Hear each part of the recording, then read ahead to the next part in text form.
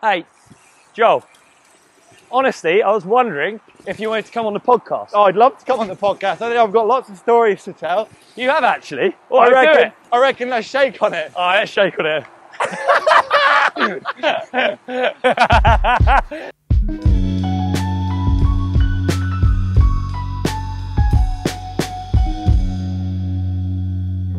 Okay, I'll do a clappy board. Written an intro. Yeah. Shush. You're not introduced yet. Okay. You're not introduced yet. Okay. Okay.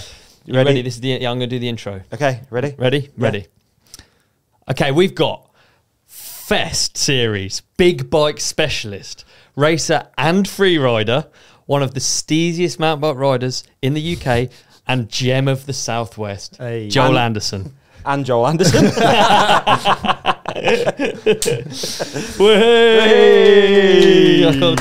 Hey, I like that you've got a bit more time on your hands. This is cool. We got intros, notes. Well, I didn't have my book, and I thought I'd do. Yeah, thanks for coming, Joel. Thanks Really for having me. appreciate Yeah, it, dude. Yeah. Really appreciate it. We were really excited about having you as a guest. Yeah? Like, we already filmed the intro, didn't we? Oh, we filmed the intro, yeah, that was good. That was really. You've seen the intro, haven't you? Yeah, I forgot about it. Yeah, we should put that in now. Yeah. We tried it a couple of times. Yeah, didn't you we? calling me out on Instagram for missing the high five. Yeah. Well, hey, dude, you left me hanging. You did leave me hanging. You have to admit. Yeah, what you can't see on the video is this far off the side of the lip. Not my fault, mate. All right, not my fault. That's a good intro, man. That's a Great forward killer thinking. intro. You're killing it at the moment. Yeah, that was a good intro. But we've wanted to have you on for ages. Yeah, we Yeah. have. Hyped. First Hyped to have podcast. you. Stoked to be here, yeah, first podcast, yeah. Ooh. I think you're going to be a Got this- natural, dude. Got this in my face. How are you feeling? Yeah, pretty enclosed. It is quite enclosing, isn't it? Yeah. Quite claustrophobic, Yeah. actually. Yeah, it is a bit. It is a You bit. can move that around, though, honestly, man. Make it a little bit comfy. I do feel like you are a bit... Yeah. There you Beautiful. go. That's nice. Oh, it's Still hear easy, me? dude. See It's it in your face easy. now. That's easy. Right, so I think my first memory of you, that's what I thought we'd start. My first memory of you was riding at Triscombe, Yeah. right? And Triscombe is where you grew up. Triscombe, I'd say, is one of the most...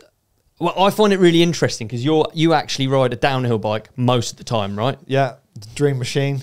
Yeah. How long's your hill? I've probably a minute and a half. Is it? Yeah, but that's quite a lot of tech. If you just went down the fire road, it's about 10 seconds. Yeah, it's Snakes pretty around small. a little bit, doesn't it? Yeah, it does snake around, yeah. So where's Triscombe? You're going to have to fill me in on this It's area. like 40, 50 minutes south of Bristol. Okay. So- All right. So everyone thinks we're in the south, but if you've ever been to Woody's Bike Park, you know it's not in the south. We're like 2 hours north, so. Okay. Yeah. What, you're 2 hours north of south? Of Woody's Bike Park, yeah. So Woody's Bike Park is what you would consider I south. would consider that south, yeah. Yeah, and that's like Cornwall, isn't it? I've not been... Is that Cornwall? Yeah. Yeah, Cornwall, Yeah. For definitely. some reason, I thought you were Cornwall, but... Yeah. Everyone does. Yeah. Good old Somerset. Good old As you can tell Somerset. from my accent. You do actually, yeah. I never really noticed your accent. Yeah. What was it like? So Triscombe's, you grew up at the bottom of the hill, right? Yeah, so my mum and dad had their dream house, and then 2008 come around, and everyone knows what happened in 2008. Yeah. So they decided to drop that and move somewhere else. And then I think we went to go and see the house, and it was like way too much money. But I was like, the downhill tracks are like there, like we have to buy this house. And then like 8 months later, they went back and they were like, it's still for sale. You take this, and then they did. So then it's No been way. like 14 years. So good. And Yeah. you were just growing up with all of those woods. Yeah, so I hate to think it's probably 2 years in after we moved in. My dad just started driving us up in like a Land Rover. We had like a caravan, and they ripped the top off and cut wheel slots in it, so you could take bikes. And then it ended up being like the mates would come, and it was like my dad's charging like 15 quid or whatever. Was it? Yeah. Just for fuel. Yeah. And then I made a Facebook group. And in the end, we had like 2,000 people. Like you and Yeah. Bren came, and Yeah. And I basically owe it all to my dad and my brother for just like every weekend we go out. I think I did one weekend. I did 42 runs, Saturday and Sunday, because it's just like uplift. Yeah. Go in for lunch. Mum's made lunch. Out uplift. So. Whoa. So like it's set up so it's really upliftable, right? The hill. Yeah, so it's all public roads. As long as you're seatbelted in, there's not a thing anyone can say. Yeah. As long as it's all safe. So Wow. yeah, So just unwind that a little bit there. I think that'd be interesting. So when did you actually start riding? like I was into it Yeah. ever since I could ride a bike. We'd just build jumps in the garden, whatever.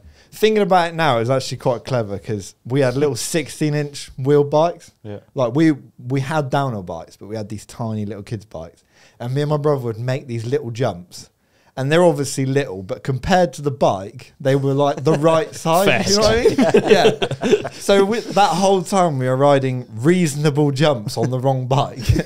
So then obviously when we got good bikes, it was like the same but leveled up, and we didn't have to do so much digging. So thinking about it now, cool. it went well. Yeah. That's right, good. Yeah. Did you dig loads of the tracks there? Yeah. At Triscombe, it took a long time for me to get into it. Like we were discussing earlier, it's just like, as a kid, you're just digging and nothing's happening. You're just barely denting the floor. And then you get past a certain age and you're like, oh, actually, we can change the entire hillside. I've got a 6-pack. I can do this. Yeah, and you make more friends and you're like, yeah. So now I feel like I've contributed my bit, but there was when we were doing the uplifts, I didn't know what a good track looked like. I just was And there was nothing on that hill? There was like, bits, or? I think there was like 2 tracks, 3 tracks when we moved there. Yeah. And then by the time the uplift finished, there was about 30. Yeah. Really? Yeah, it was mental. So That's really, so really sick. good. But all so tech. Thinking about it now, I can't believe how tech it is. Yeah. Like you go to all these bike parks and you can like sit down. And as a kid, we were like, you can't sit down anywhere in Triscombe. Nah, it's just routes, corners, jumps. And we've just carried on that tradition now. It's quite like, I don't know what downhill meant everywhere in the world, but for the UK, Triscombe was like, that's what it was like, isn't it? It was like, so it's like rooty. What's it like? Just, I don't know, you just don't have the gaps to like, you know, like on a short travel, if your feet bounce off, you have to wait for a little section to put your feet back on. You don't get that at Triscombe. It's just more routes, more corners. And then, I've just carried that on. I don't know if you heard about the track Techno Tony. Yeah, big time. So I built this track, and it's basically a downhill bike dirt jump track. Oh, I have seen a little bit. Was it in Tea and Biscuits? Yeah, it was in Tea and Biscuits. Yeah, horrific. By the sound of things. A few people had hit a few jumps, but there's only 3 of us ever gone top to bottom on it. No way. Because it was just like you land, you've got 6 foot, and then you've got another 20-foot jump. So there's been so many crashes. People have hit trees. Really? Tom Eistead jumped 20 odd foot and landed in the hole without his bike.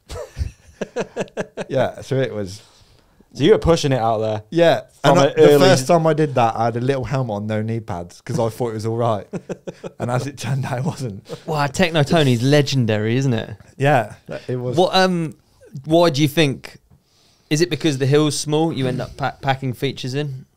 I don't really know. I think it's probably we're just overexcited when we're building. Because we were used to all the routes being so close together and it being constant.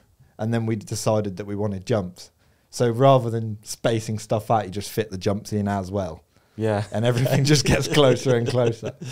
I love the idea of like a long track, but you've just condensed it into this really small little. So it's all the features are still there. Yeah. Every corner's still there, but it's just like compressed. Yeah. And we got to the stage now with the forestry where they don't like gap jumps. They just straight up don't like them. So you start building little doubles, and then there's a triple landing, like 20 foot. And the forestry people walk down, they think, oh, that's great. Like, oh, roller. Nice little jump, yeah. And then there's a roll over there, and they just have no idea. Love it. That's so it's cool. sort of like semi tolerated then? Yeah, they turn a blind eye. I've heard that they've won awards and stuff for how they deal with the mountain bikers. Oh, that's cool. Because we've got the whole Quantox, which as a whole is small. Like, it's just one line of hills, basically. So it's not like signposted off the motorway or anything. So they kind of allow it in that one little valley. Yeah. And all the mountain bikers play ball. It's like, we can get away with it in this valley. Yeah. But don't go anywhere Don't else. go anywhere else. Yeah. Okay. Because they've got another valley over with like a paying display and like barbecues and stuff. Right. So have you had like conversation with the forestry and stuff? Obviously, I know Yeah, so there was hot topic around the UK of trail building and once the uplift's finished, they got a little bit more on it, and they wanted a group of people to like talk to rather than just the odd person they saw in the woods. Yeah. So so they're a bit more on it now, and we just have to. We've got some rules we have to play by, but yeah, they're fairly tolerant. I'd say compared to other people, you know, we don't have to draw what we're going to build or anything like that. That's cool. Because like I know Belmont in Bristol, they've got to like draw the jump they're going to build, which is I know there was some. I mean, I don't know the intricacies of it, but in Sheffield there was some stuff like that. And you don't know what you're going to spades people that were building. You just don't know what you're going to build, do you? Until halfway through it changes. Yeah, No. definitely. So- So, there's a feature there. We'll use that or whatever. Yeah. Yeah, you're right. We got away with it at the bike park by like zoning approximate sizes. So you'd say like this is like 6 foot takeoffs, but we'd never like. I think as soon as you have to put exactly where something is, it's really difficult, isn't it? Especially when you've got trees around. Yeah. It's like I dread to think what if like a health and safety person went down most tracks. Imagine how many trees would be taken out. Yeah. And also, can you imagine a health and safety person seeing dirt jumps and not really understanding biking and just being like, why is there no middles? Like none of this makes any sense. at all. Yeah. Totally, it's a weird. And then they thought, watch isn't it? 95% of people do it, and they're like in the air all stiff, and you're like, Yeah. is this what it's always like? It's terrifying. Yeah, you've only got to go to a bike park and it'd put you off ever having jumps on your land, wouldn't it? Ever. Like when we go to a race, you go stand there waiting for your run or whatever, and then you just like you watch someone go past, and you're like, I wasn't even scared of that route, but now I'm a little bit worried. Oh, mate, big I didn't. time. Everyone slipped out on it. Yeah. I think of you as a racer, but you're not, are you? You raced growing up, but you're now. Yeah, so we lived between the two houses that we had. We lived at my nan and granddad's house, and my dad basically was just loaded the Land Rover up every weekend, and we went racing. And I think I've done 150 races or something. Wow. So yeah, I owe my dad a lot of money. Yeah. The bank of dad's been heavy. We just had a Defender 110, put the bikes on the back, and we just go off camping for the weekend. And and it helped big time with my brother because there was two of us, and we both wanted to do it. So it was like that's cool, man. Easy Some of the choice. best times ever out there doing that stuff with your parents, aren't they? For Yeah. sure. Was your dad like into it before you guys got into it as well? Are you from like a cycling-y? Yeah, he kind of liked cycling. background? When we had the first house, we used to go over to Triscombe, which was in the next valley, and he'd come with us. And then I remember the day my brother went past him on the fire road, like flat out, and he just decided he'll just drive the uplift. He was like, no, that's not for me. These Williams kids are getting a little bit Yeah. too quick. Yeah. Must be annoying when your kid gets quicker than you. All right, Anderson, sorry. I don't know why I said Williams. I was thinking about the guest we got later. Yeah. My bad. It must get frustrating though, mustn't it? If Yeah. it's something you do. Yeah. But he had a B17 at the time, which was pretty sick. God, they were big dogs, weren't they? They were fancy. It was like yellow and black, like a bumblebee, and it was like, we all thought it was sick at the time, yeah. Nice. With the RST forks with the gators on them. Oh, man, yeah. We used to travel to Triscombe because it was like, which is weird to think. If you say they're like a minute and a half tracks, like we But travel a long way, and it was when like, you used to come though, they were jammed in. Like I would just tell people if you walk up and you see something that looks like a track, it just is. Yeah. There's so many. Yeah, we used to bring a quad and uplift. I think I do remember that. Yeah, And we flipped the quad once, and it was flipping a quad is so dangerous. We had like, I guess 5 people on the quad, so you have like 2 on the back wheel arches, and then you have 3 on strings. And Christian has flipped the quad and got stuck underneath it, and obviously it's on a really steep bit for him to flip it. I remember that at Triscombe. Yeah. That was there. That's honestly so illegal now. Is it? Like, Yeah. $5,000 and just they'll like impound the vehicle. Yeah. Yeah. So we used to get away with it as kids, but it's like farts. People just. You still on it now. uplift now though, right? Yeah, it's way more small scale. It's just friends with pickups now. Okay. But obviously, we try and tell everyone that just put your seatbelt on because obviously, try and make mountain bikers the role models. Yeah. We have a few problems with horse riders and stuff, but realistically, everyone's pretty damn good. That's cool. Yeah. So back in the early days when your dad was doing uplift, was that just word of mouth? Yeah, Oh, you said you had a Facebook yeah, group as literally well. word of mouth on Facebook group. I mean, you He'd managing it, he'd like, okay, we've cut- got X spaces today. Yeah, like, so there was like a trailer of 8, and he could fit like 16 people because you'd get like opposite ones. yeah, And yeah, it was just Facebook, just counting up comments, and it was so sick. Yeah, and it was just fuel money. Yeah, yeah. And he was happy to put his time in, and like literally never had anyone argue. Really, it was like everyone was stoked. And you think about it now, imagine paying 15 quid for a day's uplift. Dream. Yeah, literally the dream. What is it now? 50 quid for a day? Yeah, man. Dude, If it will not be, more. yeah. It will be. And that would be not down, that would be like down motorway tracks, Yeah. not like... Yeah, so you just get a lift to the top. You can anyway down. You bomb the fire if you want. Yeah, I think it's mint. You still ride. Like I think it's becoming more and more rare that people ride downhill bikes loads. yeah. I think it's kind of sad because I like it when people tell you that you don't need a down bike, and you're like, follow them. Let's see it. And you're just like hopping big gaps, landing in up slopes, and they're just like, all right, yeah, I see your point. Yeah. So yeah, I think 170 gets you pretty far, but there's nothing quite like triple clamps, is there? What percentage do you ride nowadays? It's pretty much 90% e-bikes. Is Is it it? interesting? Yeah. I thought you were going to say downhill Okay. bike. Nah, e-bikes just because, you know, someone's got to drive the pickup or something like that. We've ridden Triscombe a lot, still love it, but going to like South Wales a bit more now and getting out there. And Exploring also a bit like more. Windhill, you can go there after it's been raining for 6 weeks and you don't get wet. It's still sandy. And you can like do a battery, Yeah. go home, it's 4 o'clock, and you've done like 2 days worth of riding. Right. So Yeah. Sorry, go on. well, I was going to talk about the. Is it fuck you get pumped? Oh yeah. Yeah, we Have smashed you it seen- with our haven't first seen go. it. Dude, you And- absolutely. That was when I was like, That was the peak of my career. It's been downhill ever since then. Literally. Yeah. so if you don't remember it, you will when No, you I watch haven't. it. No. It's like it was.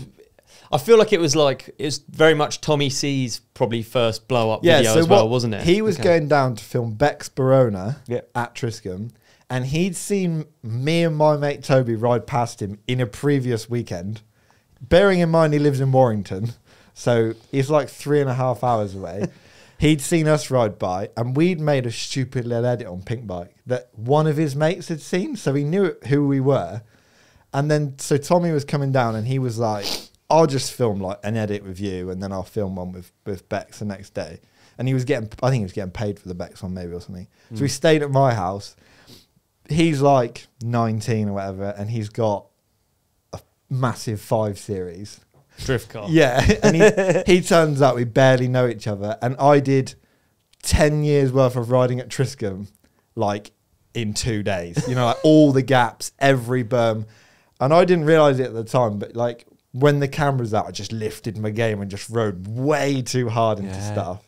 And you can see it on the video. It's just so sketchy. It still holds up though, right? If you watch Yeah. it, like I'd like to. How old is it? What are we 20 talking? I was 18 and I'm 27 now. So it Oh, was, wow. Yeah, it's 9 years. 9 years ago, yeah.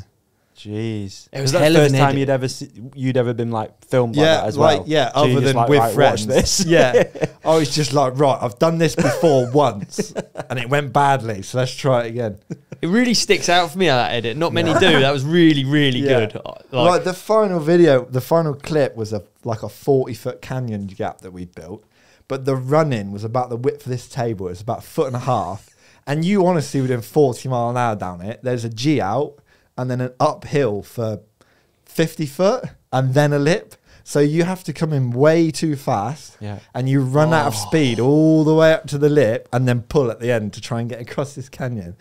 It was honestly the best days of Oh, our I've got to lives. watch it again. Yeah, we'll Or do a watch. For me, the first time, right? Yeah. yeah, I don't I think. reckon you will have. What think I bike were will you have. on then? That was a Corsair. Oh, okay. So- For some reason, I thought it was. So the riding's made extra difficult because you're on a course. It was like 130, I think.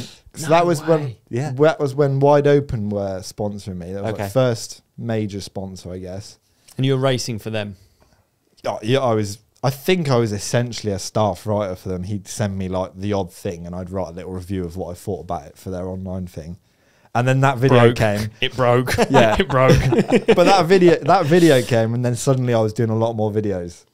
Yeah. There's a reason for it. Yeah, eh? yeah, There's yeah, a reason yeah. for it. Yeah. So that's almost like a pivotal point, you think? How did you get Yeah, on the radar big with time. Jamie, like with Wide Open and stuff before? Uplift. He used to come on the Uplift because Yeah. he was obviously They're from Bristol. Bristol. So it was like, we just knew him. And I think I used to be sponsored by Rose Bikes with my brother. Mm-hmm. And then we like stopped racing so much, just doing uplifts. I ended up riding my mate's iron horse. He had 2 iron horses and he just let me borrow one. And I like learnt to flip, sui, 360, like, you know, I hit 17 on a bike. and then, yeah, Jamie was just like, do you want to stop riding that piece of scrap metal? Do you want some stuff? Because, yeah. just write some words, really. Wow. Yeah. It's That's good. The awesome. Bristol scene's close and really good, isn't it? Yeah, amazing. And I think, fair play to Jamie, if you think about the roster of people that he's picked Mate, up, I it is know. incredible. I agree with you totally. Like, Some you heavy think, hitters like, have been on that Vero, wide open team. Laurie, Charlie Hatton. Yeah. Yeah, you're right.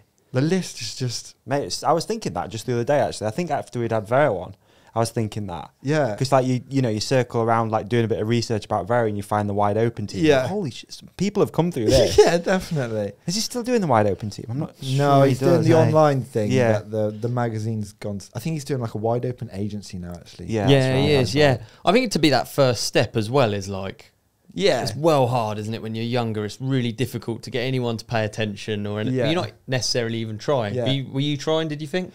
I don't think so. I was just like, I want to do a backflip, so I Yeah. just go out and try a backflip. Yeah.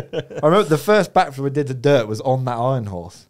Like, I'd done it such a to What, weird- Sunday or something? Yeah, on a Sunday. I built essentially a fly out.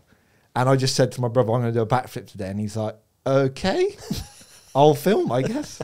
And I landed it. So I was like, great.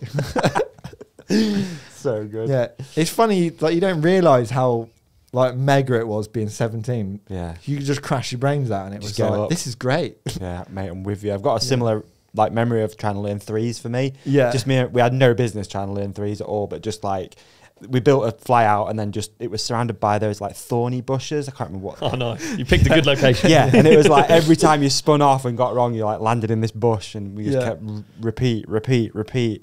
But now I'd be like one go, I'd be like done. Yeah. I wouldn't even do one go. Yeah, and you got no skin on your arms. Yeah, it's just and you're like, just go, like, go, let's go, go. again. Yeah. It's mad to think how reckless you are, isn't it? I think back on it, some things cringe me out, I'll be honest. Some things I think I had no idea what was going on. I Yeah. had no idea. There was no foam pit. There was no like building up to it. It was just trying. Yeah. The golden age. No social media, no one to look at for inspiration, really. Just like, want to do one. Yeah. Just going to send it. It's weird to think that, isn't it? Because like equally, you were obviously riding like a maniac, but then were you as much as when Tommy C showed up and you filmed that edit? No, definitely not. I don't know what it is. I think Tommy's got a great way of just being like, you can do better than that. Like, you ride past him and he just goes, it was good. Like, I'll take it. But do you want to have another go? And you're like, right, fucking show you. You go back up, pedal 3 times as much into it. I'm with you. Team Biscuits came up the other day and I was just like, whoa, I was like riding like a crazy person. Like, Why was I pedaling so much? I was really trying down there. Goodness. No wonder I crashed. Like. I think it's because he really comes across as your mate. Yeah. And he Like- wants it. He wants it to be cool, doesn't he? He doesn't Yeah. want to make it like. And you know he's not going to miss the shot. I don't think he's ever missed. I've never come back and he's been like, oh, can you do it again? I missed it. Really? Yeah, it's true. Yeah.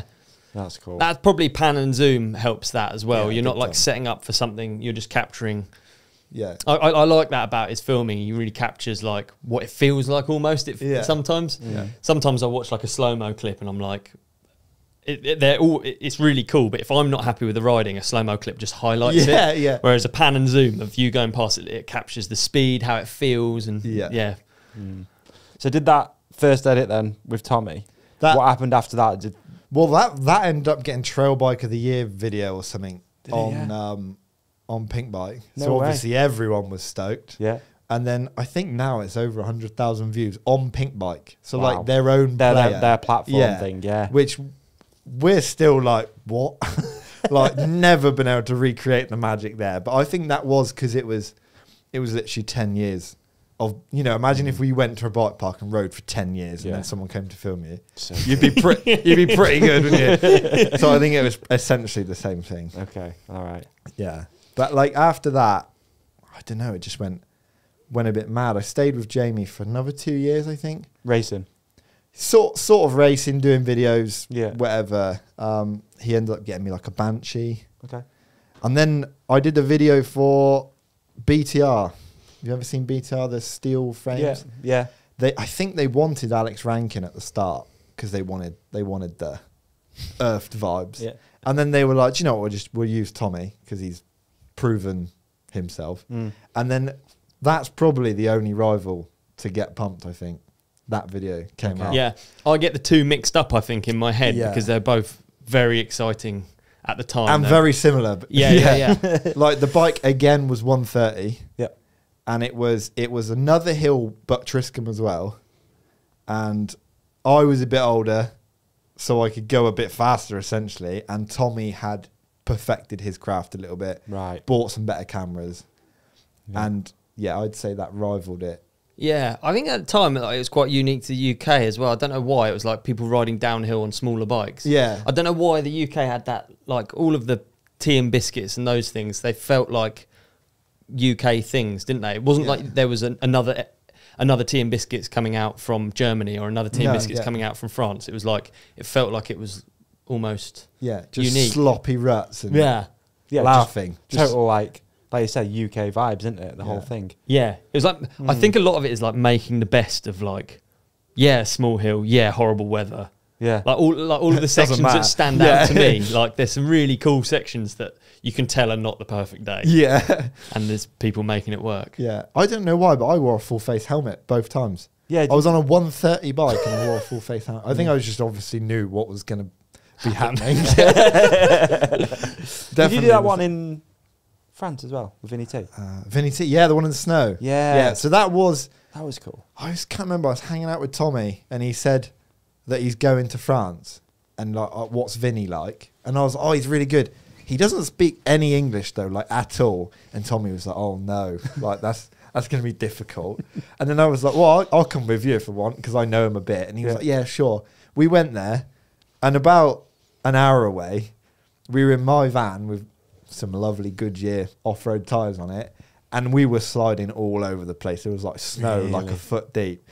Tommy's laughing because he's like, this is perfect. The dream. Yeah, literally. And we arrived, and Vinny basically learnt the entire English language since I'd last seen him. Did he really? So there was literally no point in me Just being fluent there. Yeah, English. because he'd been watching Netflix apparently with the English subtitles, and he just literally learnt English. No way. Yeah, so if you see Vinny, he's very good at English now. That's really impressive, eh? It is. Yeah, he does have an English girlfriend. Does he have an accent? Because sometimes people he's still pretty French. No, but I mean like an English one. Oh, some right. people watch, don't they? Like people will watch like Friends, for example. Yeah. Maybe if they're Swedish. I've got an example of that. A friend of mine whose sister learnt it watching Friends, but she had an American accent. Yeah, it's like so strange. Yeah, even on Focus talks like he's from here. Literally, he uses all slang from here. From you. Yeah, from hanging out here. But it's really interesting. Like I would love to be able to do another language. Yeah, I'd love to, especially like having with an accent. He uses Cockney rhyming slang, and he's German. You're like, it's such a big move in it when you're somewhere and then someone goes, "So I speak German." Yeah, and you're like, "Sorry, what?" And then they just order everything, and you're like, "Okay." Such a cheat code in life. I just don't have it. Yeah, can't learn it. When do you get onto big jumps? How do we get onto the big jumps chapter? Because you rode with Vink, right? Yeah, so I owe that actually to Get Pumped. He'd seen Get Pumped, and I think he shared it. And at the time, I was like, "Oh my god!" Like, even if that video gets deleted, now I've made it. And then I had a friend from Cornwall, Jasper Flashman. Yep. And he went and did the fest stuff on his own, and then he was my ticket in basically because I knew him, and then he introduced me to Nico, and then Nico's like, "Yeah, you can come if you want."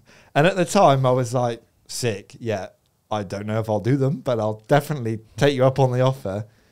And I must say, when I got to Loose Fest, I was pleasantly surprised.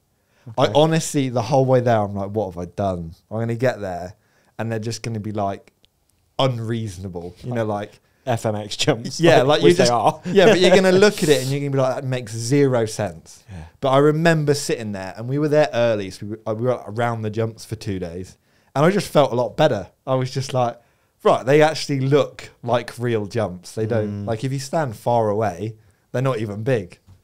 So that is I love that. Okay, I like it. Yeah, you watch someone jump them, and it's not like that doesn't work in my mind. It can make perfect sense. I get that. So how did you go about first runs? How did it work? What were you like? And which Loose Fest is it? How many years ago is this one? It was, they had the 100-foot step down. Right. And then you went round the corner and you hit right, the one that Remy crashed on. Yeah, okay. But it was a year or two before Remy crashed, I think. Right. And basically, the first person I saw do it was Reynolds. He was like, I remember from last year, I think, and then just dropped in. And he did the first one, And I was like, all right, it doesn't look too bad. We're all sat up the top. You've got all your body armor on. And you're like, I think I'm ready. And then Jasper was the next one to hit it. So he jumped it perfectly fine. Both these two just landed and pulled off. And they were like, right, got the first big air out the way. I dropped in. I remember I hit that first lip and I was like, this has gone well. Like I'm flat. I'm going to land. And the moment I landed, I was looked at the next lip and I thought, it ain't ever going to be faster than this. So I just did the next one. And then I landed and felt exactly the same. So I did the third one. Really? Yeah. Yeah. So run one. I did the first three, yeah. And then I was like, I'm not doing the 100-foot step down first run because, that makes zero sense because it's like a fire road round the corner and then it's just been chopped off at the end. So you didn't follow? No. Interesting. I would. Bastard. Yeah, that's a pretty bold move. That I would always follow. Again, I think. I was 19 at the time. Yeah. So it's just like, it wasn't like a point to prove, but it was like, I've seen two people do it. I know what it's going to be like. Yeah, it's built in at 19, isn't it? And I think Sam said before he dropped in, it's a bit of a scrub and a lean because the first one's a hip. But the case pad is massive. It's like, honestly, like 20 foot of case pad. And it's sloped down. So if you case it, you just take off again and do like another 40 foot. Yeah. But you're all right. Yeah. It's not like it's like that, like kids build jumps. In terms of big jumps, I think Sam is one of the best people to listen to, or any jumps actually, because he gives like real. It's weird details that stick with you. Yeah. That you don't necessarily think about at the time. But it's really helpful because Yeah. I always worry about giving someone the wrong. Yeah. I wouldn't want to do that at all. Yeah. That's the worst thing ever. But he'll say, you won't overshoot this. Or he'll say something that just puts exact picture of what's going to happen in your mind. Yeah. I've really noticed it with him. I don't know why. Obviously hanging out with him a lot. Yeah. But Big jump specialist. he is, isn't he? Yeah. Which, yeah. Well, I mean, if you can't build stuff like Dartfest and not know what you're doing. No, true. Yeah, you'd hurt a lot of people. Yeah.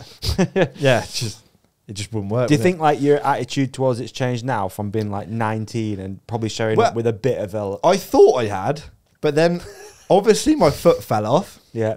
And then when I went to Royal Hills end of last year, there was another 80-foot jump and I didn't follow anyone off that. Right. But I think because it's Nico's, he has this certain like style of building that just seems to not upset your bike at all. So you just know exactly what you're going to get. So Interesting. All right. maybe That is it was just a interesting. confidence thing that I knew his jumps were fine. So What would you say if you had to put why it has that? I think they're just so mellow.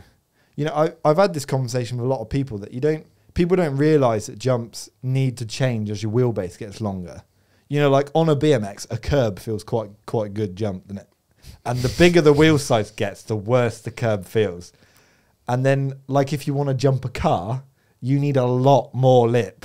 Yeah. So I then- don't know about jumping cars. I mean, it's your sort of area of expertise. I mean, I've jumped a few cars, yeah. But like a motocross bike needs a massive jump. A mountain I mean, like the bike's- transition. Yeah, and a mountain bike ain't far off a motorbike, really. Yeah. When you're going that far, so you need a motocross jump. So people that build like little jumps with like little curves on them, and then they're like, I'm going to jump 50 foot off that, and you're like, Yeah. good luck, Yeah. because it's just going to ping you. So you say Nico stuff's quite mellow. I think he's just not afraid to spend 6 weeks piling up mud. Yeah. Like a lot of people are trying to get on with it, and Nico's just like, no, the jump needs to be bigger. Like, Okay. That's a lot of it, isn't it? When you look at stuff that you built when you're younger. yeah. It's all just, it's not tight because you want it to be tight. It's because it's the limit of your like. The size of the fridge. Yeah. It's the, yeah, exactly. Yeah. But it's like the limit of your endurance, Yeah. your digging Yeah. endurance. It's like, can I be bothered to put that extra Yeah. 15 wheelbarrows on this lip, or should we true, just man. pack Like, it down where it go is? go back and watch some videos of Raw Hills, the jumps, and just pause when it's like a big wide bit and look how big a hole he's dug for the mud. He's like reduced the whole of Raw Hills down 10 foot and just put them into landings. It's insane. Yeah. He's got like 14-ton diggers on hire, and it's him and a mate are just scraping the earth and making like the biggest pile of dirt you've seen. You've had some big projects, haven't you? What was that grass field that you had? Yeah, so that was with Speci. Obviously everybody watched the Semlux videos and you're like, that's what I want to do. I want to build my own track. So I managed to convince Special UK into it. At the time, they had a media guy. Right. So he basically took it under his wing, and I spoke to him, and he'd organise all the money and all that. And it was basically for the release of their triple clamp Canevo. Right. Oh, yeah. So okay. they wanted like a youth spin on it, if you know what I mean, because I don't know if you've seen the Canevos out in the wild, but they're usually bold and they're usually called Barry. quite a demographic for them. EMTB demographic. Yeah, so they wanted a youth spin on it. So Okay. for some reason they let me do it. So I got one of my mates to come down and because I couldn't drive a digger at the time. Okay. And I just was trying to explain my ideas. He had some of his ideas. He'd dug motocross tracks before, so he knew what he was doing. Yeah. And I think we had a 4-ton digger and a 15-ton digger. And he just went ham in this field for 2 weeks. We built, and then I think X Games was on at the time, and we watched the Moto X quarter. Yeah. And then he spent 4 days building a quarter with a 15-ton digger. You know, like it was literally like two children in front of the TV, like we could make that. And then it was like, we could make that. That's funny. Yeah. It's like Colby Raha, just special. And you're like, I'm going to go so high. And you're like, yeah, 10 foot out the top, sit. That's funny. Yeah. Right, we're going to an ad break now. Okay. Partially because we need to go to an ad break, partially because I really, really need a wee. Okay. Back after the ad break. Davey, I've got a question for you, dude. Please. I've broken my hand, I've broken my arm. I don't want to make this about me, but I do want to be back on my bike as soon as possible. Okay. So what's the question? You got any tips? I I want to a- be back amongst it, dude. Yeah, okay. I got a couple of tips for you. Now, Please. obviously, you want to be giving your body the ultimate opportunity Okay. to heal. Okay, how would you do that, though? Okay, you want to be putting good stuff into it. Okay, what you eat Okay. is what you are. Yeah. That's what they say, innit? You Yeah, know what I mean? they do say that, yeah. Okay, I so have you heard want to that put in before. optimal nutrition. Okay, thank Okay. you for the teaser there. Yeah. Optimal nutrition, whole food source ingredients, vitamins, Okay. minerals. This all sounds like it makes sense. Hey, man, we have an opportunity right here with the little green tub. What? Okay. You said all those different things. Yeah. Like that sounds like what is it, like pills, capsules, loads of like things that you mix together, and it sounds like quite a long job in the morning. I don't know if I'm up for that. Some people do it like that, and those Yeah. some people live in the dark ages, babe. But we don't do it like that. Right. We do it with AG1, a simple whole food sourced scoop of goodness. Okay, you get it. Right. You put your little scoop in the little green tub. That's what that green tub That's is. what that I green thought tub that was a Bluetooth speaker. No, it's not actually. No, better than Bluetooth. No Way better than Bluetooth. Yeah. So you basically, man, it's simple. All you have to do is have a scoop in the morning. Best taken on an empty stomach. All right. You It's gonna just give scoop you- it straight into your mouth. Well, you can scoop it straight into your mouth if you want to Yeah. do it like that. If you want to raw dog it, Yeah. or you can just put it into some water. Okay, swirl it around. Right, that makes more sense now. Yeah, okay. I've been known to do it like that a few times though. Just dry. Scoop and then flush Just it take a straight deep down. breath. Yeah, and just don't breathe out. But mate, it's super easy. I love it. It's part of my daily routine now, right? And it has been for ages. And Okay. I don't think I'd be the same person without it. Well, Hey. I literally wouldn't. I'd be a different person. I wouldn't be as optimal. Dude, believe it or not, The ads would be boring. believe it or not, I was joking earlier when I said I thought that was a Bluetooth speaker. I knew exactly what it Yeah, was because exactly I what it is. also take it twice a day, every day. Yeah. Twice at the minute because I just think, why not? Because I've got broken bones and I feel So we're both double dabbing at the moment. we're double dabbing, yeah. I've been double dabbing Yeah. for a minute with all of the sickness and stuff going around, viruses. A There lot you of go. people are ill at the moment. I've been doing morning and evening AG1 hits, There you go. and I seem to be avoiding everything. So, and you seem to be healing up.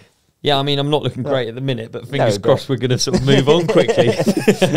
So if you want to be as optimal as me and you, Yeah, all you have to do is go to drinkag1.com/the ride companion. that's drinkag1.com/the ride companion. Of course, there's going to be a little deal for you there. Okay, they're going to throw in 5 free travel packs. They can't. They can, and they're going to give you a bottle of vitamin D3. They cannot do that as well. They can do that as well. We will do that as well because that's the sort of people that we are. Wow. What is there, a code? Yeah, the code is the ride companion. What No, is there's that? not. There's not a code. There isn't a code. You what, just go to the URL, drinkag1.com, the ride companion. It's right here on screen. No code necessary. So that's what it is. They So just do it all for you. so it's Optimal / nutrition. the ride companion. Yeah, optimal nutrition. Optimal ways of getting the deal. You don't have to go around. You don't have to put codes in. You don't have to mess around. It's just right there. Delivered, and they deliver it to your door. You don't have to walk to somewhere and get it. Can I just clip on optimal for the finish of this ad? Yeah, please. You wrap this thing up for us. Optimal. Thanks, AG1. Thanks, AG1. We're amongst it. That was a good break, wasn't it? Amazing. I'm blown away by that ad break. Yeah, It was absolutely. so good. Oh, Sign it me really up. was. It really was. Right. We were talking about big jumps. So you've done some of the biggest jumps in the world, right? Yeah, I guess. Before or after discovering how much you love dirt jumps? I think it was before, to be honest. Such a backwards way of doing things. Yeah, that is weird to think about. I think I went for a BMX stage Okay. at college, so that was pre get pumped, I guess. I used to finish college in my little Fiesta, and then be at the skate park until dark. Like, Really? yeah, smashing my On the brains BMX? out on the floor. Yeah, Okay. and I think that's actually that and dirt jumping is just the amount you're going to get out of that is so much more than you think. Right. Like, I remember BMX, and then I rode up a rail, like a handrail, and I was like, that's me done. I don't need to do any more BMXing. Like, I've put my tyres on a rail and ridden up a set of stairs, and that'll do.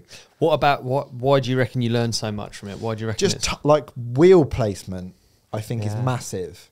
Like, knowing exactly where your wheels are. Because you think, can't make that much difference when you're mountain biking, 'cause you don't have much choice, you just kind of ping your way through. But if you can decide to go between two rocks that big with both your wheels, you're on the ground for a bit longer, you got a bit more grip, bit more braking? bit more braking, makes a huge difference. So I had like all the downhill from all the uplifts. Then I did like 3 years of pretty much solid BMX. Still rode downhill on the weekends, but because I had free time at college and all that, I go ride BMX. It's bizarre to me because obviously we've ridden quite a lot of trails in the summer, hardtails, and I think of you as a real corner specialist, right? Yeah. Like whacking a turn. There are not many people that whack a turn like you. I would say that. But trails suits you so much. When we ride trails, you look like you've always ridden trails. I think the secret to that is I discovered it so late, it's still so fresh. And like, you know, like some of the people that we go riding with have done it for like 20, 30 years. And they might be hitting the same jump that they've ridden for 20 years. Yeah, it's true. It's been changed a few times, but it's the same woods. Yeah, but we're talking like... Yeah, yeah. And that is a big difference, but it's still like the same airspace. Yeah. And for me, I'm just like, I think it's unreal because it's like, I've finally got a nice dirt jump bike. Like, because obviously it was back of the pack for a long time. Yeah. I wanted a downhill bike and that's all I wanted. And then I ended up getting a P3 from Specialized, got some forks from Tom Eistead, got some nice wheels. And it was like, all right, dirt jumping's on now.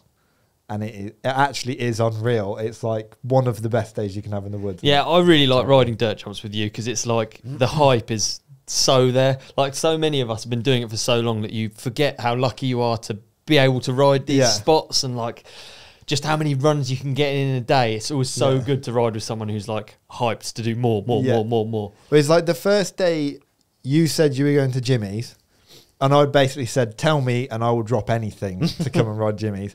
I'd booked a day's motocross riding. Oh, no, I didn't know this. Yeah, and like you messaged me like the night before, and I basically just texted my brother and was like, my bike's ready to go and it's all paid for. Do you want to go motorbiking? And he was like, yeah, sure. He'd never been motorbiking in his life, like motocross riding in his life. And then subsequently, a week later, he'd sold his van and spent the entire money on a motocross bike. You're to blame for that. So I completely ruined that.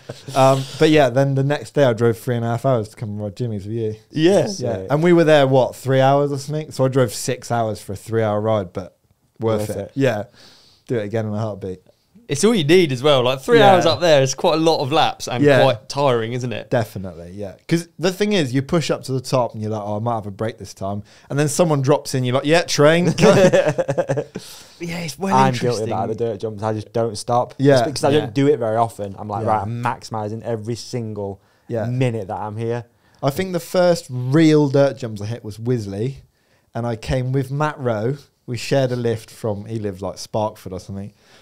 So it was like halfway for me. And we did 6 hours riding with a 10-minute lunch break.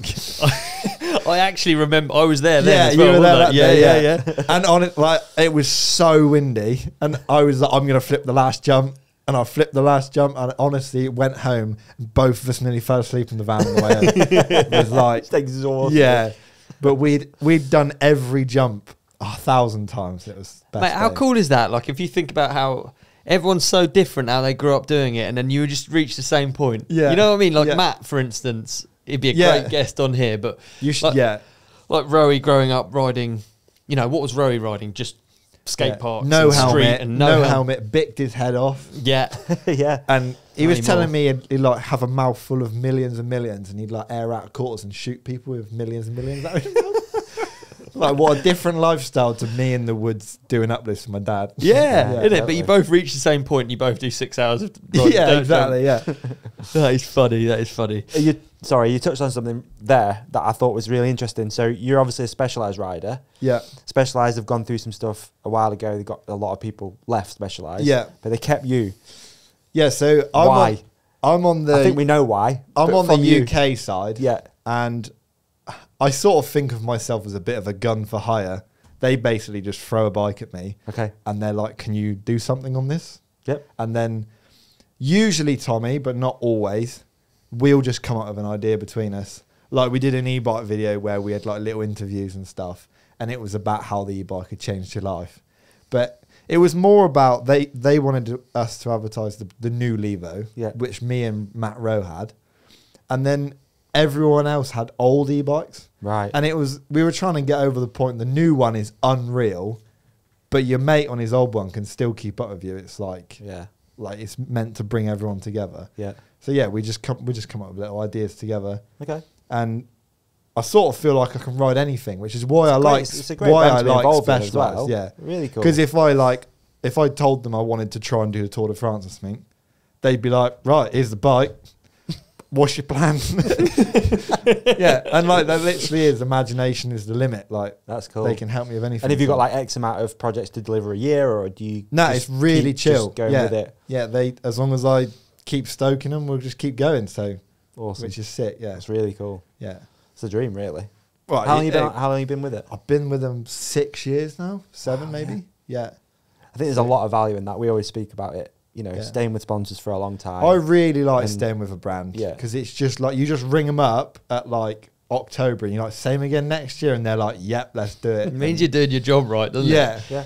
I think as much as you've stuck with them, they've stuck with you, though, right? Yeah, definitely. Yeah. I mean, yeah, my foot fell off. And Yeah. within a week, they paid me my salary and I was like ready to go. So, you know, What the happened? worst thing about lay on the floor Mm. with a broken bone is you're thinking, how am I going to eat for the next couple of months? Like, And this is a full-time job for you as well. yeah, full-time Of course. job. Yeah. So, yeah, like, and without that stress, it makes an injury so much easier. Mm. Like, you can just lay on the sofa and they're on the phone, like, whenever you're ready, we're ready. So, Yeah. Would you consider this last one your big one in your life? it was the big one. Yeah. You've had some big ones, but this one was... I mean, I feel like I've always got off quite lucky, really. I've done 8 collarbones, which Good seems effort. like a lot, but I haven't done anything else. the ground- 50-50 split? 50-50, Four yeah. and four. Oh, that's 4 and nice. 4. And actually 3 of them were not bike related. No. No, just random life events. No the first way. one I did when I was 2. So, Okay. so it's Dude. just like... What? I want to hear the list of unbike related collarbones you've done. One of them, my nan and granddad owned a field, and we had a Subaru Sumo van, kind of like your little Yeah. PSI one. I was sat in the back, maybe 10, and the family cat ran across in front of the van, and my cousin was just like, "Hey, emergency brakes!" slammed on the brakes, and I went all the way through the van and went through the seats into the front, and yeah, and I broke my collarbone, and he felt absolutely awful, and I was like, you know, as a 9-year-old, I'm like, "No, it's all right, don't worry about it, it doesn't hurt that much." And then the other one's obviously a trampoline, because everyone's injured themselves on a trampoline. Yeah, true.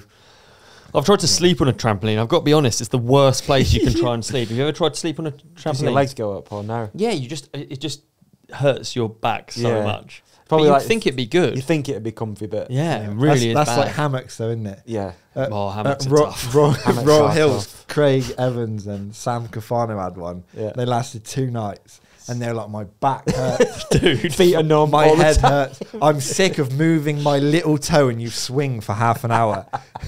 So they ended up sleeping in sun lounges by the swimming pool. I crashed at that Dog's Life, that building Red Hill. Yeah. God, I've crashed there twice. Yeah, I was just thinking. And then I went to bed that night. I was like quite beat up, and I went to bed that night in the hammock, and I woke up honestly like in the shape of the hammock, and we had to film that next day. I felt awful, man. You know, you wake up at 4 with all the birds like. Yeah. You're like, I got another 4 hours before anyone else gets up. Yeah, just lay down comfy. Yeah, they're the worst. So what happened with this injury then? What actually went down? We did an event at Windhill. So it was my idea to do a status event. Just the status is obviously a specialised short travel. They wanted to push it. I thought it'd be great to do an event. We organised it between us. Windhill stepped up and organised loads of things. We had like a whip off. Everyone got tie-dye t-shirts. Okay. So like it was actually insane. There was like 200 people wearing the same t-shirt riding in the woods. Because you got one when you signed on. So literally everyone was wearing one of these t-shirts. That's pretty cool. Like the whip off was sick. Red Bull were there with their Land Rover with the speakers and stuff. And they were driving through the woods. So like when you were at the jump, you were at like the epicenter of the noise. Ooh, okay. We had a kid with a loud hailer. It was like this event's going very well. All of Specialized were nodding. We were like, this is. Everyone's nodding. We were like, fucking hell, it's going to be a big one at the T-shirts pub tonight. Everyone's stoked. Yeah. And then we went to the high jump, and I'd basically built this with Luke Barber, who was like running Windhill at the time. And we'd built essentially a spine on the back of the pro line. So it was a very good jump. Like you could go in 5 mile an hour and you could go 20 foot on top of it. And we built this high jump out of like some posts. Probably it went up unreasonably tall. Like you're like, I'm never going to be that high. And as the event went on, people went out, but so many kids were doing insane heights because obviously you didn't need any speed, so it was all down to pop. And was there a prize at the end? So they're all just like, yeah, they're going to get a t-shirt at the end of this. They're stoked. So we ended up like, I think it was me and one guy at the end. Georgia from Specialized, who's my boss, was like, you literally can't win this. Like, you're going to win a Specialized product. Like, just let somebody else win. And I can't remember why. I just thought, I'll just do it again. Like, I'll just get it. He'll probably get it as well. And then when it came down to it, I thought I might scrub underneath because I thought that'd be funny to go like under the bar. Yeah. But for some reason decided to go over it. I'd done it 30 times in the past 20 minutes. And just in the air, and you know, you're just a little bit unbalanced, had to put my leg out. And I was like, several things went through my mind. Should I dump the bike or shall I try and ride it out, whatever? But I decided the one leg lander, which is you've used 6,000 times in your life. But obviously I was falling from about 30 foot up in the air onto a pretty steep landing. So the moment I landed, my ankle went to the sky that way and my tib come out from the side. And I knew it was a heavy impact, but didn't really think much of it. Had a little roll around on the floor. And then I lifted my leg up and thought, I wonder what my leg looks like. And I could see the tib poking out, covered in mud. And my first thought is, while I've got adrenaline, I'll just pop that back in. So I grabbed my foot, and then it literally occurred to me that it's covered in mud. So I'm like, there's not really very much I can do about that. So I just lay back, and obviously the crowd dispersed very fast. Apparently there is some amazing videos out there. Really? Someone will probably comment an amazing video. But like slow-mo where you can see my tib poking into the floor. And Have you seen them? I've seen like one or two. Yeah. But I got sent one while I was in the ambulance. They were like, it might be a bit soon, but do you want the vid? And I'm like, yeah, definitely want the video. Jeez. And that was the one I put on Instagram. It ended up getting like 5 million views or something.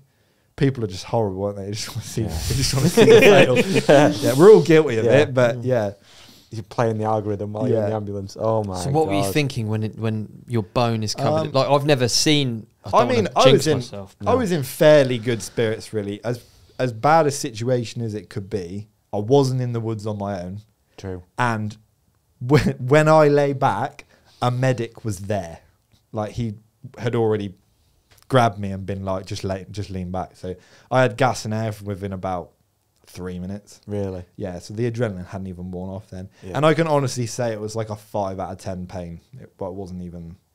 I think your body apparently just disconnects and it's just like, that's not your leg anymore. Don't worry about that, mate. Yeah, don't think about it. Puts the screens up. Yeah. Don't look at it. No point. So it like got tourniqueted. They flew a doctor in on a air ambulance, and he came in and he prescribed me morphine on the floor. Right. So then everyone, all my friends picked me up in a stretcher and took me out to the ambulance. Didn't take me on the helicopter. Thought I was getting out my national insurance back there. But nah, they said I was in far too good spirits to go in the helicopter. Oh, really? They had other stuff to deal with. And I was like, come back in a minute, let me scream a bit more and I'll get a helicopter right out. So yeah, hour and a half later, I went to hospital and I was there for 11 days. Oh, yeah. Yeah, so I had skin grafts and... Is that why? There was the complications? It wasn't really... 11 days was just like... I had to have 2 surgeries because the first surgery, they basically took a bit of skin from this leg, Yeah. and like wrapped it over where, because they had to cut a huge hole around where the bone come out because they were worried it was all infected basically, because if the infection gets to your ankle, it's like game over. They're just going to chop it off. Yeah. So they cut like a safe amount out. I suppose you're under when they deal with, because with an open wound like that, it's really, really dangerous, isn't it? When, especially if you're saying you can see your bone with dirt on it. Yeah. So I think they use like 10 litres of fluid, like within 20 minutes of me arriving at hospital. They just cleaned the hell out of it while it was all still fresh. And they gave me that stuff where you're like still awake, but you don't care. Like Ketamine. Yeah, I don't even know. They gave it to me, so I don't know. Okay, yeah, good I point. was just looking at the sky and I could hear people talking, like looking at the ceiling. I could hear people talking. And I was just, just there. Yeah. But yeah, super two gnarly. 2 surgeries, and I was thinking I was under for like 13 hours all in or something. Yeah. And they did some mad jiggery pokery on it, and I've got quite an ugly leg now. Right. But I can still wiggle my toes, so I think I'll take that as a Definitely, a man. plus. Yeah, too right. Yeah. What I always think you're really upbeat about it. I just think like injuries aren't that easy. Yeah. Do you know? I think the worst time was it was hot. It was August. I think it was like 25, 30, which in the UK, as we all know, is disgusting. And I was in this. It was it was a non-air conditioned private room, so I can't really be like that bad about it because I had a private room. But it was just so hot. Right. Sat there in like boxers, and because I'd had the skin graft, they put your leg under a heater to keep all the blood vessels as big as possible to try and keep the blood flap alive. Right. So I had this heater heating my leg up, and I'm sat there just sweating. Like you can't, and they monitor how much you drink. Okay. So obviously you're just drinking at a rapid rate and you're pressing the button like, I need more water. It's so hot in here. And it was just like, that was probably the worst time. And obviously 5 out of 10 pain's not that bad. But after 6 or 7 days, it's getting to you, and you are fed up. Big time. And then obviously I got home and you're just like, oh, this is better. Yeah. I went actually back to my mum and dad's house, because I thought it was pretty horrible of me to go back to a house with just my girlfriend in it and be like, get me this, get me that, I need this. So I went back to my mum and dad's and I just watched TV for 2 months. Did you? Yeah. Yeah. Was it 2 months? Yeah, I literally would go on YouTube, I'd find someone's channel and I'd just watch everything. What like? Yeah. What's the thing? Give us a what was number one recommendation. The best one was, I think you told me about digger recovery. Oh, like, brilliant. Yeah, I did, yeah. People would like call someone to come and get their digger out of a hole. And I thought, I'll just give it a go. And I found this guy, he's an absolute cowboy. His name's Heavy D. And everything he does is like so against health and safety. Oh, like, they're like pulling chains and there's someone stood in between the middle. And you're like, he's going to die. So, yeah, I watched like a lot of his videos. Right. Because they're so out there. Like he'll turn it with a military lorry and drag a digger out of a hole. And you're just like, that was a good 40 minutes. Did you try not to watch biking? I know you're someone who rides a lot, so I personally ride a lot as well, and I try and not watch too much biking. I think within 2 months, I was driving my mate's automatic pickup doing uplifts for my friends at Triscombe. Right. Because I was just like, I'm not doing anything else, and you want to ride, so let's just go. And like, you as an uplift driver, you're still part of the scene, really, aren't you? Yeah. Yeah. Although you ain't actually riding, Yeah. you're doing a lot of chatting about tracks and what's good and what's not. Yeah. And the best bit actually was someone open fractured their arm on that day at Triscombe. So an air ambulance arrived, and I knew where it was, so I gave them a lift there in the pickup. So they threw their stuff in the back, got in the pickup, and I drove them down. One of them looked down and was like, "Your leg's in a cast." And I was like, "Yeah, I open tibbed it like 2 months ago." And she was like, "Oh my God." And I was like, "It's all right, it's an automatic." The heli person gets out. Oh, Yeah. Joe, you're right, mate. Yeah, that was funny. So, Whoa. yeah. So As how you long kn- was the recovery though? Like to get back riding? I think I did it in August. Yeah. I went to Rome with my girlfriend in January and walked around with a crutch, and we did like 20,000 steps every day or something. Yeah. And I'd get back and it would swell up so big, and you'd like have it way above you, trying to drain it. And then I think I rode a road bike end of January, and then I did probably 2 months of mountain biking. So scared to dab my foot. Really? Yeah, like just you, like sea you riding. know, like riding at 90%. Yeah. With no leg. I'd rather crash than put my leg down. So yeah, I mean, there was some low times for sure, but I think talking to other people who'd had that injury was such a Yeah. just motivated you so much. Like Rowan Sorrell rang me within 2 days of me doing it. Really? Was lay in hospital. They hadn't even decided when the surgery was, and he was just like, "They're gonna tell you a lot of awful things," and he's like, "They told me all the same, and you've ridden with me. I ride normal." So he was like, "Just take it with a pinch of salt." Yeah. He's like, "They know what they're talking about, but they're used to talking to people that aren't motivated or are scared or whatever." And he's just like, "You know that you're going to get back on a bike and you're going to feel normal." So Just a matter of time. It's Yeah. so helpful that I Yeah. think I think it's we talked about it, didn't we, a minute ago? But that's like the biggest help you can have, because there's so much doubt. There is. Yeah. And I got told I'd never ride again, and I Yeah. did believe it. I did believe it in the Yeah. moment. I believed in it. It's like You're that like, in "Oh." itself isn't good for like actually. yeah, you'd rather be let down over many years, wouldn't you? You'd be like, "Yeah, you'll ride next year." Yeah. And then the Give next it year a they're like, "You might need another year."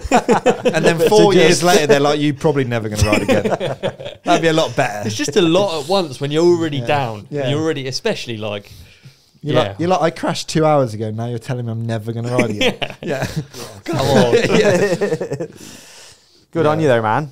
Yeah, it was Getting back at it. It for was- sure. It's a big one. the best one. Was Tommy C messaged me when Right. I was like within 20 minutes being in hospital, and he was just like, "Fair play, you got away with a lot of crashes this year." And I was like, "All right, thanks." It's about time you had one. Yeah, sort of like he's been waiting for it or something. Yeah, just DM Prime. Just waiting to send. Just the probability numbers going through his Yeah. head. Well, he's obviously seen some gnarly stuff. Yeah. You know, like nose manning through woods, like dodging trees, and he's like looking for a lens at it. So yeah, he's seen it all. So the bones were the primary injury, but obviously there's a lot going on around Yeah. there. So what else had happened? And So basically, where they cut such a big hole, they had to fill it with something. It obviously wasn't just going to fill up with like a scab or anything. So they this is took bro science, dude. I'm so glad you're not my doctor. They- It's not going to fill up with a scab or anything. Expanding foam. They're Yeah. putting a bit of so they expanding. took a bit off this thigh, Yeah. and they wrapped it round, and they were like sick. But I'd barely come out, and they were like, "Can we put a leech on your leg?" And I was like still half under, so I'm like, "Yeah, whatever, I don't care." Like, you know, like that dream state you're in. Yeah. And basically found out the blood wasn't pumping around it as much as it needed to. So within 45 minutes of being out, I was back in again, and I was re-put under, and they took the back of my calf, they cut round it, and then turned it 90 degrees and put it round over the hole. So basically one half of it still had connection to the leg. So that's where all the blood flow was coming from. But they also have to get their magnifying glasses out, and they like reconnect all the blood vessels. Yeah. And then they took a big bit off of this leg. You're a patchwork quilt, Mate, aren't you, below So the- did one bit die then? Essentially, Yeah, I'm sure he just ripped it off and threw it in the bin or ate it. For real, ate yeah. it like bacon or whatever. I don't know. Yeah, never saw it. I sort of was like, I'd quite like to keep that, to be fair, because pickle it or something. frame it, Yeah. And then pickle it. when I was half under, they were like reading. You know, they have to read like terms and conditions essentially, don't they? And I was like out of it, and he was like amputation. And I was like, what? And he was like, oh no, that's only if it goes really bad. And I was like, okay. Jeez. Yeah. So, it's mad that because Yeah. what like but you're like, at the time, you're like, I just trust whatever your opinion you're is. brakeless, Right, dude. yeah. You're brakeless, Yeah. aren't you? You're just like, yeah, Kind of like you when you landed that jump the other day. yeah, exactly, yeah. You're at the mercy. Yeah. You are, yeah. Just let it happen. But Yeah. I mean, I went to Southmead and I cannot say enough good things. It was like, from the moment I was there 11 days. I got fed on time every time and went home happy, really. Yeah. It does look a bit ugly, but they told me at the time, you're never going to be a model for your ankle anymore. And I was just like, sick. Weren't planning on it. Yeah. Be all right. Yeah. Well, you still hit turns exactly the same. Yeah. I was mean- worried. I was worried, obviously, an injury like that, but it's Yeah. great to see. I think because it was a high jump, it's just completely different. It's almost like having a car crash. Yeah. You know, it's like, I don't do high jumps. Yeah. Yeah. So, and realistically, it was because I fell from that height with no forward momentum. You know, if I dabbed It's at like jumping off a ladder. Loose Fest, I might have twisted my ankle, but probably not the same.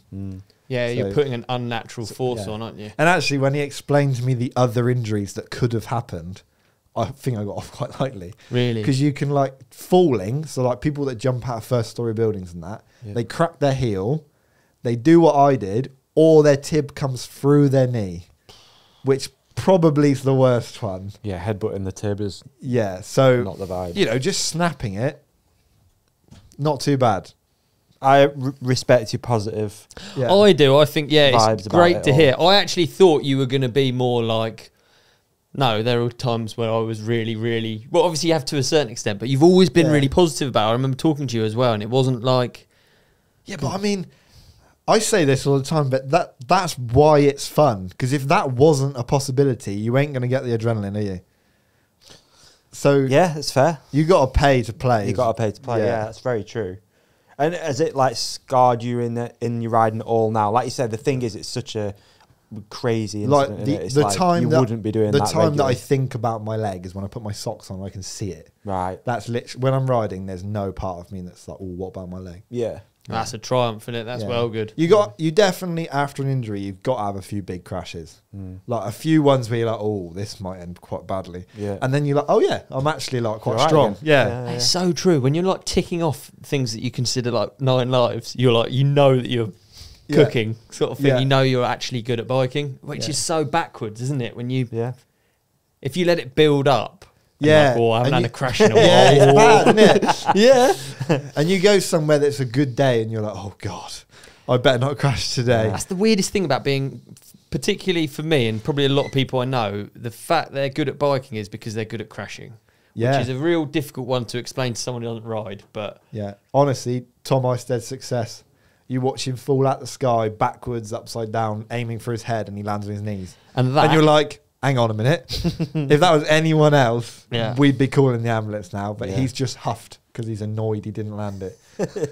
well, you've done an amazing segue there because he's dropped a question. He's the first in our listener questions. what a guy. Oh, well done. Tom Eisted himself is a good question. I feel like it's going to be one that you're going to like to answer.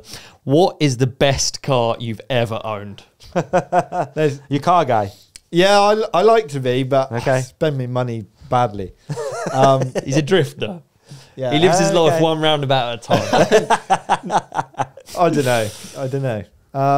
Trying to think of all the best ones. My first Fiesta. There's nothing quite like your first car. It's very true. Yeah. The first car has a special place in your heart, I think. I mean, that thing's jumped a lot of things. Fiesta is fucking come on. The best car you've owned. No, I don't think it's the best one. The most sentimental. Say. Okay, It died of rust, but Maybe of jumping as well. yeah, Yes. yeah, maybe so it did jumping. some jumps. The most interesting was my Subaru Justy. Okay. I owned it for 10 months and I made 400 quid on it, Nice. Decent. which is easy. Good bunts. It had like rally tyres on it, Nice. and that's seen some stuff. What's the current collection look like? The current collection is a long wheelbase Transit with a bed that goes up and down. Shout out to my brother. Way What's above. it go up and down for? So that you can put motocross bikes under it. Oh, okay. So you can push it against the ceiling and completely hide the bed. And so I can put 3 motocross bikes in my van and still go motorbiking. Yeah. And then also you can put the bed down and have a BMX underneath it if you want. Nice. So that's like, I don't think I'll sell that. It's like perfect. You'll never break. Yeah. Trinidadios go forever. Yeah. I've got Audi A2, Okay. which is a 1.4 diesel, and whoever had it before me really likes modding stuff, and to be honest, he's ruined it. But at the same time, it's so funny. It's got coilovers on the front, which are probably the cheapest suspension you could possibly buy for it. So it just bounces down the road like when you drive. And I've taken the seats out. It's like a van. I can just fit one bike in there. I can drive here at 57 mpg. Decent. Yeah, so that's real good. Yeah. And I've got a Shogun with a broken gearbox, which used to pull my digger, Okay. but now I need something else to pull the digger with. Dude, you're really good at segues without realising. The next question is from Even Abener, and he said, any Cobble Co upgrades? No upgrades. It's just staying exactly the same. Is it you like them stock? So you got some machinery as well? I got a digger, yeah. Have you? Yeah. When I broke my leg, basically, I didn't know. The doctor was like, it could be a couple of months, it could be 2 years. It depends on the person. So I was like, what am I going to do all summer? So I spent my entire salary on a digger and then lived the poorest summer of my life because I spent all my money on a digger.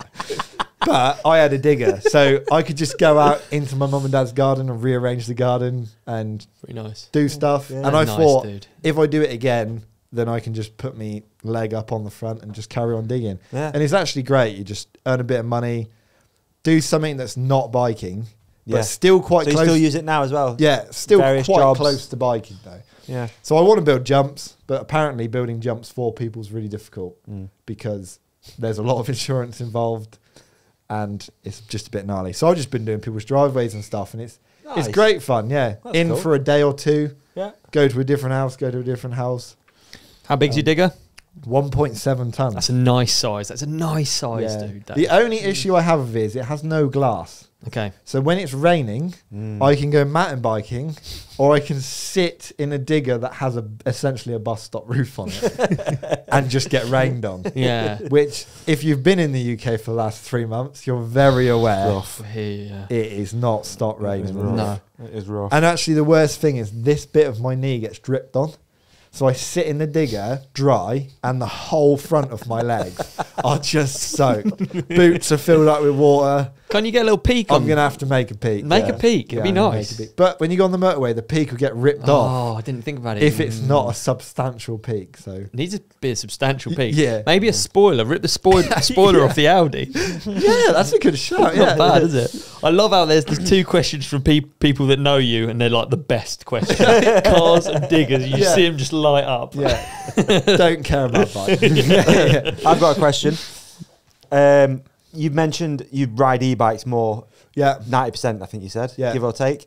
So how have e-bikes changed your life? Oh, So- nice. Fortunately for me, I have the SL and the full size one. This is what I want to talk. I want you to talk about the SL a little bit more as well. So since I got the SL, I'll be honest, I've ridden that the most Okay. because it honestly just feels like a mountain bike, but it helps you up the hill. So if you dislike that, why are you into mountain biking?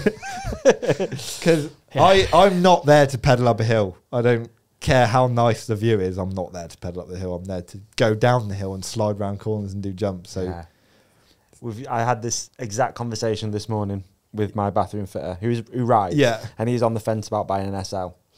And it's the It's- exact same conversation I with everyone. think just- Everyone's like, I don't like riding up hills. And that's where I am now as it's well. the same story as my brother riding that KTM for the first time. If you just ride one, Yeah. like go on a decent ride, realize that range anxiety isn't a thing. Like it's not like a car where you're hundreds of miles from home. You're a slight inconvenience of a pedal back to the car. Like it's not that bad. Did you think you were going to use the SL? Yeah, I what was your dunno, first yeah. impressions of it? I've always liked it because I had the Kenevo SL, and it had like the little motor and the little battery.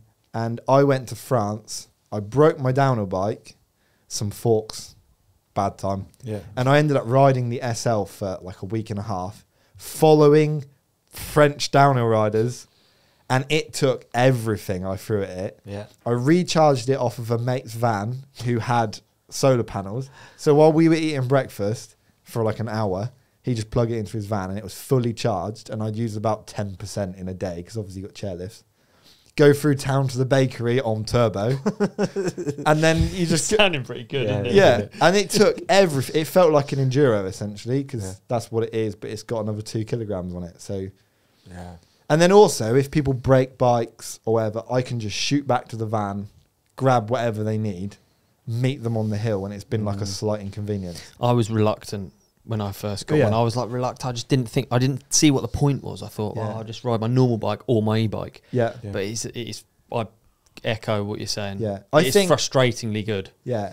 Like the full power ones almost feel like enduro motorbike. It almost feels like it. You're still knackered at the end because you don't realise it, but you've been pedaling at 9,000 RPM all day. But like, I went out with my mate, 45 minutes, did 9 runs of Triscombe.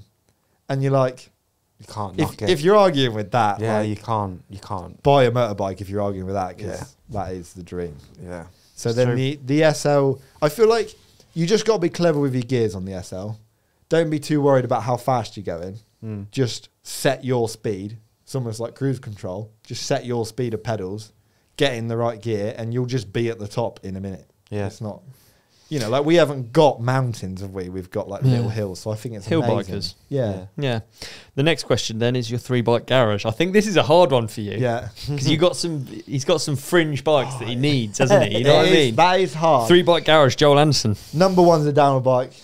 Always has and always will be, because when you go to that trip to Morzine or Whistler or whatever, you go with everyone and you want 2 weeks of riding. You don't want 2 weeks of mechs falling off and breaking wheels. Yeah. You just want to hit the biggest jumps and ride the biggest rocks and know that you're just going to be all right. Nice. So we always go on like the core group of mates. We always go on a holiday a year just like absolute bike abuse, like for 2 weeks. Like someone's bike is broken at the end. Yeah. So Downhill bike. downhill bike number one. Always in there. And then that's actually really hard because a motocross Yeah. bike's going to stand like a bike, isn't it? Ooh. Oh, I hadn't even thought. No, cancel. This is only bikes that you pedal. In which case, I'd take the new Levo SL Yeah. because I've got coil Olins on that. So it's a bit more weight, but that thing can just take whatever I'll throw Yeah. at it. I'd give up the full power one for the SL, I think. Would you? 'Cause- And then that would be your everyday bike just for lapping on. Yeah, because I got the range extender, like the little bottle you put in your bottle cage. So it got 150% with a motor that's nearly as powerful as the big bike. Yeah. So when I go out with my friends, trail on the SL and trail on the big bike, pretty much the same Okay. because you're not that far off. Yeah. Nice. Right. The Um, third. Jump bike. Easy. Nice. I'm hyped, dude. I wasn't sure what you were going to I'd sack say. the BMX off, I think. Yeah. 'Cause you just end up hurting yourself on BMX. Bad back. Once you get over about 23, 24, Bad you back. can't not come back bleeding. Yeah. Whereas trails is just a nice day out, isn't it? Yeah. That's a good 3-bike garage.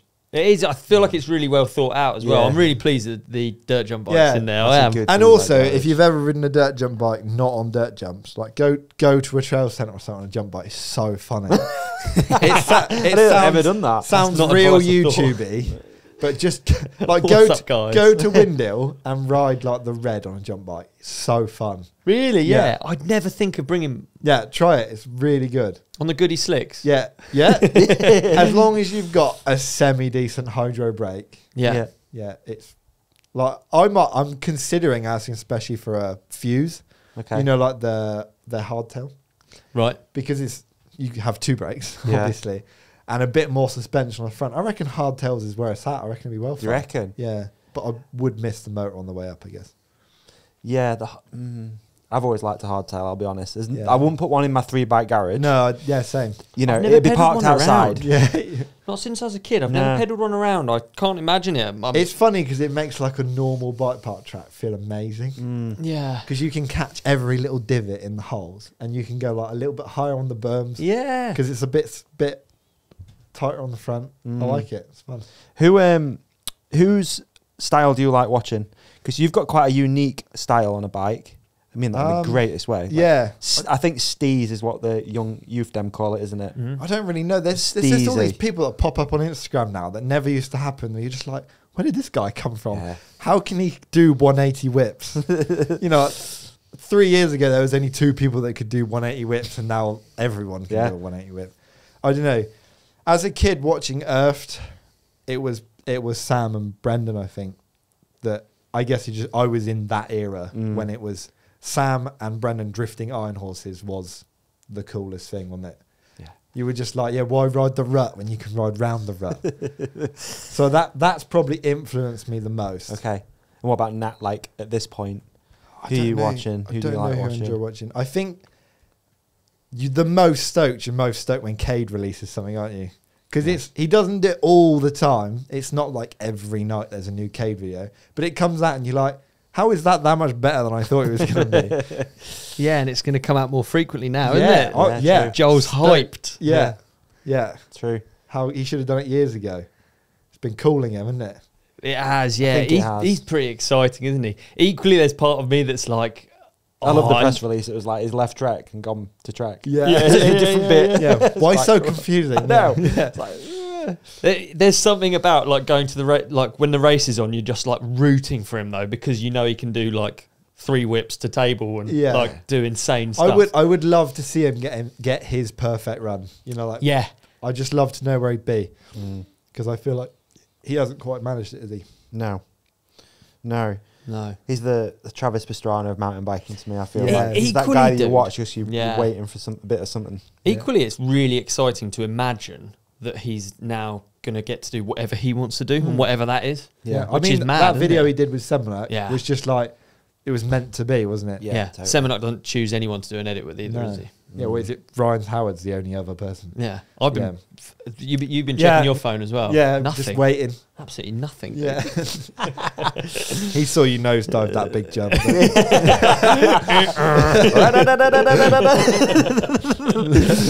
What's the future got? Like, what's 2024 looking like? What? Any events coming up? I'm trying to think. I've booked to go to New Zealand with Tom for 4 weeks. Nice. So that should be a lot. Yeah. I'm going to go and help film because he's doing the slopestyle Rotorua, and obviously he's got to be in his bonnet now, and he was that Whistler 3rd place. Think he's tasted blood maybe. Yeah, too right. So it would be sick if he did something, and because I'm just there just solely to film him. Okay. So hopefully something cool happens. Have you got filming how? Camera? iPhone? What are you thinking? He's got like a dad cam thing for his YouTube. Okay, sick, so, perfect. Yeah, so just follow him around and get all the nitty gritty stuff. Yeah, that'd be fun. Because the slopestyle boys actually is kind of like old school downhill. They're all still going for it hard the night before and all that. You know, like, because mountain bike, their downhill is pretty clean cut now, isn't it? Yeah. I mean, you can't afford not to be. So yeah, they still go for it. So it'll be funny. Yeah, that'd be cool. That'd be super fun. So yeah, Queenstown for 3 weeks and then that. So just get loads of GoPro. And the dream, film whatever we can. Gorge Road. Oh. Are you bringing a hardtail? Yeah, take a hardtail. Yeah. So you almost can't not, can you? I couldn't be there without my dirt jumper. I did it. Have you ridden Gorge Road? No, I looked at it. You looked at it. Well, I was only there for 5 days, or 4 days or something. Of course. And like, it was painful looking at them. Like, you know, I've always wanted to ride those. Yeah. I mean, the scene there is pretty unreal. Because like everyone finishes riding Skyline and they're right, is it Dream Track tonight or Gorge Road? And you're like, what a choice. Yeah, it's insane, isn't it? You ride big dirt jumps or really big dirt jumps. Yeah. And then you go to Gorge Road and people are just doing like Superman flips. And you're just like, okay, kids. I thought we were just here for a chilled ride, but apparently not. Yeah, it's insane, isn't it? What else? Is there like any loose fest sort of like festival stuff? The fest stuff usually just comes out the woodwork a few weeks before it happens. So have you done Dartfest? No, I've never been to Dartfest. No, I've been there with Melon actually, and looked at them. Yeah, they're pretty damn impressive to look at. That step up is the lip is so long. Have you ever been there? Yeah, yeah. Like you just doesn't look like you should be able to do it, does it? But obviously when you're there and everyone's bombing in, I'm sure it's fine. So I'm sure it's fine. Yeah, it's fine. There is a lot of that, you know, at fest stuff. Like someone does it and you're like, well, I haven't flown this far to not do it. So you just pick someone who looks reliable and follow them. Who'd be your pick? Probably Darkfest. like I said, Sam's such Sam. a good choice. Him or Clemens, they've ridden it the most, haven't they? So, Yeah. but then again, I know Tom so well that he's super easy to follow. Like, and he also, if you follow close enough, you can hear each other laughing, which is the biggest motivator. Because you're not even scared of the riding then, you're just having a great time. So, Yeah. like, you're just giggling. I can't imagine giggling over that No. 110. No, honestly, at the super high speeds, everything's so predictable. You can, like, break a tad and lose 20 feet and not even, like, lose that lot distance off the jump. Yeah, there It's you really go. weird. So if you watch the early stuff of Loose Fest, the GoPros, I was following so closely because I was just 19. I didn't care. Like, you were like just switching sides, like looking at people in the air and stuff. It was great. Fucking cool. Yeah. But other plans, I partnered with Atlas Ride Co this year, Okay. which is well exciting. Yeah. So he's got Morzine and Spain and Finale and stuff. So do some videos with them. Cool. That'll be rad. And then obviously the big 2 weeks in Whistler with all my closest friends. So That's like I said, highlight of the year. It's like the boys' trip. yeah, like downhill bikes with people. I think there's 6 or 7 of us that want to go, and 6 of us went to the same primary school. Oh, cool. So Oh, that's so rad, yeah, that is, yeah. That's really so cool. it's really cool. Big age difference. Like the oldest one's 40 and I'm 27. So Oh, not at the same time. yeah, but we all went Or through went the through same place. primary school. Yeah, so that's pretty funny. Sick. And another guy who we meet up there also went to the same primary school. So it's like, it's pretty weird. But yeah, 2 weeks there will be awesome because, you know, you can ride from like, what is it, 10 till 8 or something? So you can go home, go back to the apartment for dinner and then go out riding again. It's like, More. yeah, anyone that thinks more. they've got a better bike park than Whistler, I'm a bit skeptical. I'm yet to ride it. It's on the list. It's on You the got still to, on even the if list. it's for a few days, Yeah, you're it's just on the list. It's got to get out there at some point. yeah. And they just shut A-line for a day and you're gutted. And then the next day you ride in, everything's resurfaced. They've got like whatever 60 builders just come through, It's rebuild Disneyland, every isn't it? It is berm. Yeah. Disneyland, yeah. Because I think other places have probably got better riding spread. Yeah. But you know, one lift, you could go there on your own and you'd have 20 friends by the end of the day probably. Like if you just spoke to people. Yeah. And if you go there at the right time of year, it's only pros, isn't it? You're just like, oh, there's what's his name. There's what's his name. That's like one of the fastest people in the world. Yeah. I've done that. I've just waited at the bottom of the lift when Yeah. it opens, and then the same weirdos are there. Yeah. You're like, oh yes, Dan's here. Dan Aston's here. Yeah. Well, let's go relax with him. There's always the same Yeah. people. Dope. Yeah, it's so good. Cool, man. But you just got to be prepared for anything because it's like wheels blow up, suspension blows up. Yeah, it's a lot on a bike, isn't it? It's a Yeah. lot of descending. I think when I was there for 3 weeks and I descended the height of Everest twice. Did you really? Yeah, because I was like 21 and I was just like, this is unreal. I think I was on a Banshee Legend then, and I went home and it was just like riddled with dust. Roadkill. Yeah, it was a poor thing. Yeah, and I remember just like see a jump and I was like, I wonder if I can flip that jump. And I just flipped everything because I was just like, everything's amazing. All the lips are so good. It's no wonder there's so much talent comes out of there with Yeah. that at your disposal, in it. You know? Flannel shirts, Yeah, man. GoPros and coffee. That was pretty much it. That's all you see when you're out there. Yeah, it's true. I can't imagine growing up there, eh? Yeah, and skiing Oh, as well. Yeah, Yeah. true. That's another distraction, isn't Yeah. it? I'll tell you what, having an e-bike out there would be unreal. All the tracks that aren't at Whistler. You've done that black dime, is it, what's Black it called? Coupe, maybe? Crystal. Something Yeah, crystal. I did that one. That's we good, pushed isn't it? up that with downhill bikes and Did you? full face helmets. That is yeah. good though, isn't it? It's a good Yeah. trail. I feel like there's so much to explore like that. Yeah. Squamish as well, that was my highlight from when I last went. I think Dark Crystal, we were leaving from the apartment and my mate had a massive bowl of cereal. And as we were leaving, he was like, you know, it's a long walk. I'm just going to have a drink. And he downed like loads of orange juice. And like 5 minutes into the walk, he went, I think I'm going to throw up. Like all just curdling his stomach. So I think that ruined the experience for him a little bit. But he didn't actually throw up. He held it down. But yeah, that's gross. Doesn't sound the dream anyway. Yeah. learn Well, from dude, that. thanks for coming on. Yeah, long thank you. awaited. Thank you for having me. I love the hype as well. It made me want to ride even more Yeah, just by sitting here. Let's right? do some dirt jumping. man, Yeah. As soon as I'm you're in, dude. fixed. I'm in. Yeah, same. And get up to Sheffield, take you for a tour around as well. Yeah, well soon. keen. Yeah, do I've that. not been up there much, so Bring it. Wicked. Thanks everyone for listening. thanks, guys. Like and subscribe. Follow Joel. Peace and love. What an episode. You did really well there. Oh, thanks, dude. Yeah. Do you know what would finish it off? But If you could put some sort of link over my face. yeah, I can do that. I could put Is a that video up on Olly's face of an episode we think you'll love. Is it on now? There is a subscribe button here on this chair, and on my face, another video we think you'll love. Thank you. We appreciate you. There's nothing in the chair now. Subscribe.